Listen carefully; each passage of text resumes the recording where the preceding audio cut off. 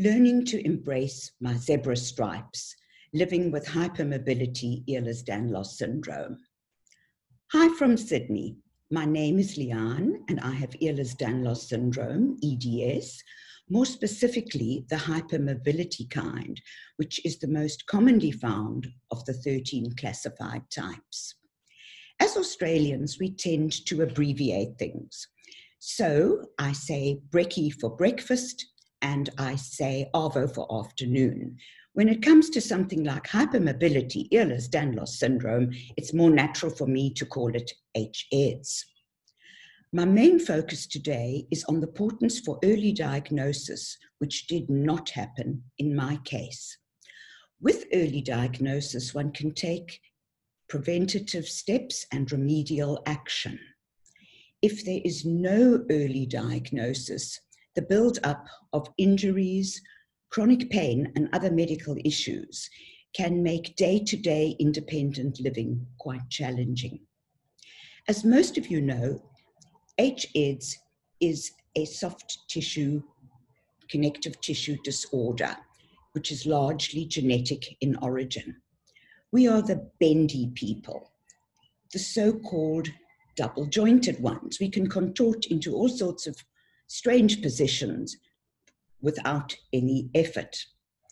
However, it is not a life-threatening condition, and as a result, many doctors overlook us.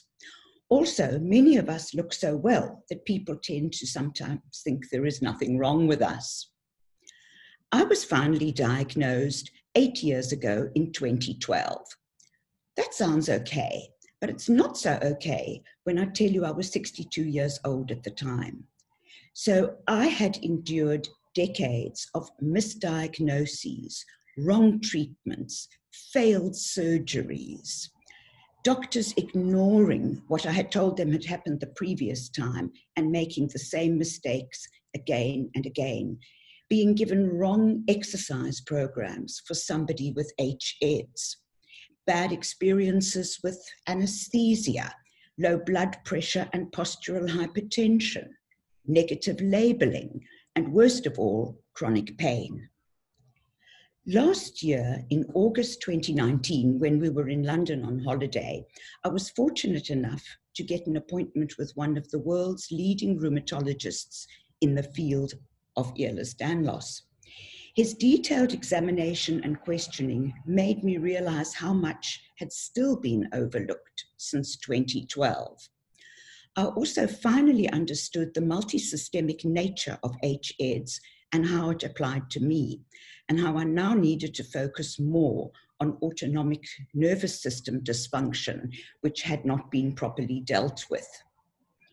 It was a life-changing experience for me in understanding, accepting, and seeing the path ahead.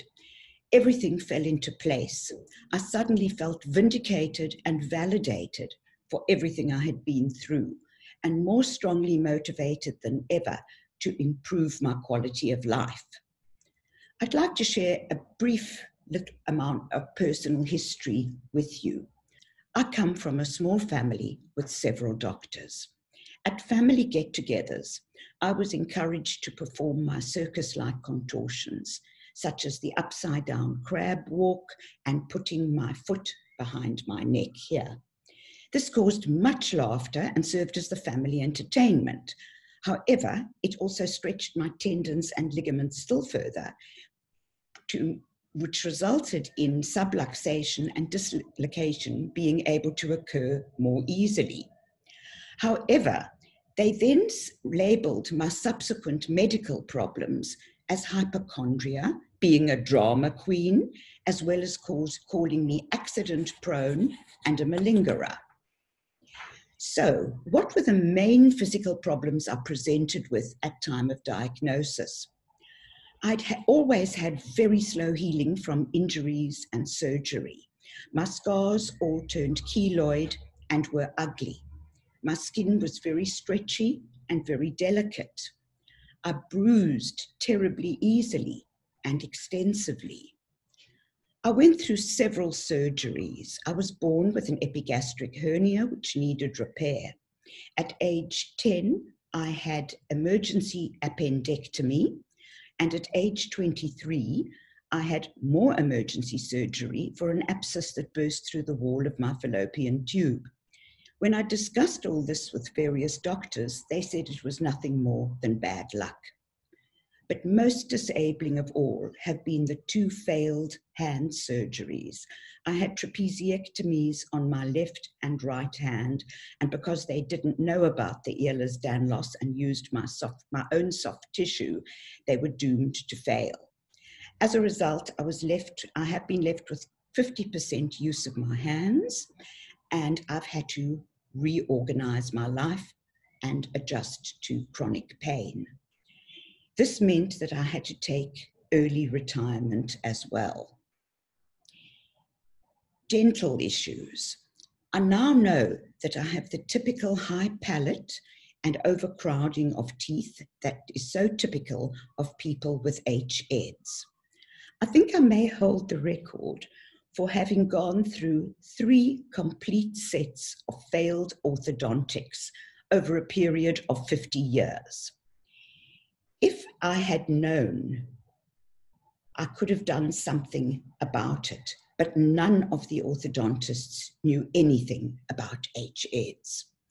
In addition, I've got severe TMJ issues, which I have subsequently discovered are also typical of H-EDS zebras. Chronic pain from several continuous injuries due to subluxations and dislocations, all wrongly treated, and much of which was preventable. Some days my joints felt so loose that I felt I was held together by nothing more than elastic bands and string. Poor proprioception and poor spatial relations completed the picture and made everything worse. At the time I was diagnosed, my hips and my knees were already out of alignment, and my tendons and ligaments were not tracking properly, obviously causing chronic pain. I also had developed SIJ dysfunction, which accounted for my lower back and hip pain, but for 10 years, medical specialists and physiotherapists had wrongly diagnosed this as just trochanteric bursitis. I saw so many specialists and I got so many wrong diagnoses. Nobody managed to join the dots. With hindsight, I know this seems unbelievable. But all this is history and one should never look back. Since diagnosis, I've moved forward so positively with hydrotherapy, which is my main form of exercise, which I do twice a week, every week without fail for the last 6 years. This is the only form of exercise that has not caused me any injuries. However, I only started to build up some muscle very slowly once they had corrected my almost 0 level of testosterone, which is also another issue for us HED zebras. I walk for 20 minutes twice a week. Because I have the exercise intolerance so common to all of us, I build in good rest periods. It's taken years of painstaking work to get as far as I have, and I've still got a way to go. I've gone through the process of reconditioning, but diagnosis was essential before I could begin this process. Also, through diagnosis, I've learned to better control the excessive cortisol that my body manufactures. This results in a large degree of anxiety, depression, and sleeping disorders. Through cognitive behavior therapy and meditation, I have brought this more under control. I've also learned to accept that chronic fatigue tends to go with the turf for so many H-EDS zebras, and I try to be kinder to myself on bad days. I also try not to push through my chronic fatigue using adrenaline, because the result is I tend to collapse, and then it takes me 2 or 3 days to recover. Diagnosis has also brought reassurance that the many medical issues that I have had over my lifetime. Sorry, let's do a pause there and start again. Diagnosis also brought reassurance that so many of the medical issues that I have lived with my entire life were fairly common amongst people with HS and are just part of the bigger picture. It wasn't my fault. I hadn't done anything wrong. Some of the issues I battle include hernias, gut problems, bladder dysfunctions, gynecological issues, scoliosis, migraines, postural hypotension and other dysautonomias, mitral valve prolapse, and of course, painful joints. But I can manage them much more positively, understanding them as a totality of my HS. I could not have made this journey without the support of my caring and loving husband and of our son, and of my small circle of incredibly supportive friends who have stood by me throughout, encouraged me, believed in me even when I did not. Equally important is the supportive medical team that I now have. There is my wonderful GP. Then I have 3 specialists, all in different fields, whom I managed to connect with by using the Ehlers-Danlos Support UK website during the last year, as well as an exercise program for people with HS. There is my rehab physician who introduced me to the hydrotherapy pool, and 2 specialist physiotherapists complete my team. I'm currently working very hard with my new pain specialist here in Sydney, who is also a rheumatologist. I'm also working together with a specialist physician in Melbourne who works in the field of autonomic nervous system dysfunction, particularly with people with HS. I am beginning to see great results with both. My quality of life is continuing to improve, and I feel very positive about the future. And so, try to get diagnosed early. Never give up. There is so much more information available nowadays.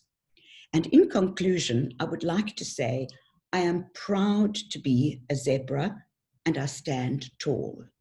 Thank you for sharing my journey with me today.